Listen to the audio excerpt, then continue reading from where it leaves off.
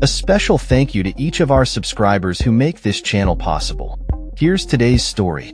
As Congress reconvenes this week after its August recess, lawmakers are gearing up for a critical battle to fund the government and avert a looming shutdown by the end of September. The stakes are high, with a myriad of issues on the agenda, including the contentious funding negotiations and the fast-tracking of President Trump's nominees. The deadline for funding is September 30th, and with both the House and Senate having passed only a handful of funding bills before their break, the two chambers find themselves at an impasse regarding funding levels. This situation raises concerns about the likelihood of passing all 12 individual appropriations bills in time, which means Congress will likely have to resort to a short-term funding measure to keep the government operational. This scenario is not new. Congress has a history of delaying funding decisions, often opting for temporary solutions rather than reaching a comprehensive agreement. However, this funding fight carries additional weight, given the political dynamics at play. Senate Minority Leader Chuck Schumer faced significant backlash from his party during the previous funding battle in March, where he ultimately voted in favor of a partisan measure that increased defense spending at the expense of non-defense allocations. Now, Democratic leaders are taking a proactive approach to engage with Republicans ahead of the deadline. Schumer and House Minority Leader Hakeem Jeffries have called for a Big Four meeting with their GOP counterparts to discuss a bipartisan path forward. In a letter addressed to Senate Majority Leader John Thune and House Speaker Mike Johnson, they emphasized the importance of collaboration, expressing concern over the Trump administration's inclination to legislate solely along party lines. Despite these efforts, bipartisan cooperation remains elusive, with Trump himself expressing skepticism about the effectiveness of meetings with Democratic leaders.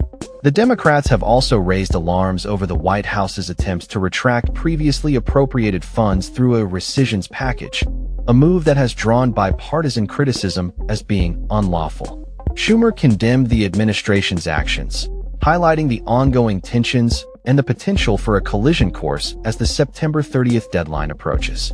With Republicans holding majorities in both chambers, they will need at least 7 Democratic votes in the Senate to secure funding. Some Democrats, including DNC Chair Ken Martin, have suggested allowing a government shutdown as a form of protest against Trump's policies, arguing that the traditional norms of bipartisanship no longer apply. The tension extends beyond funding issues, as the Senate grapples with a backlog of Trump's nominees.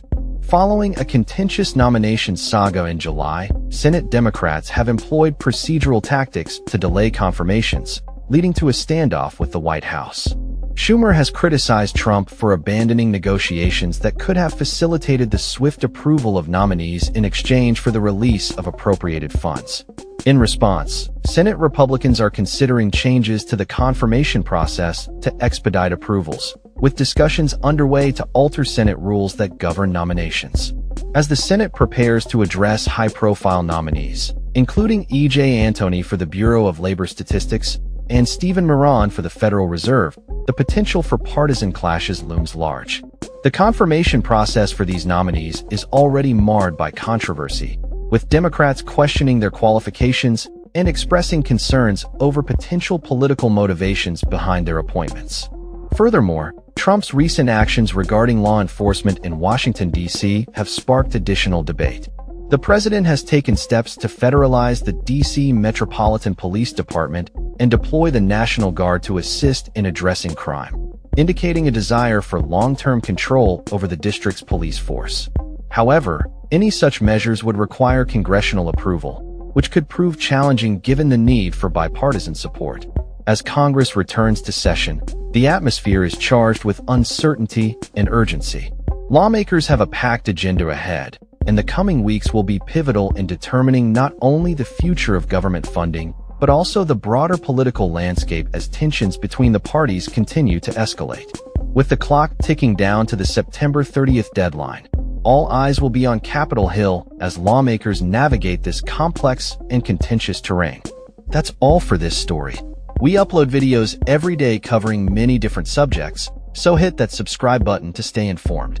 Thanks for watching.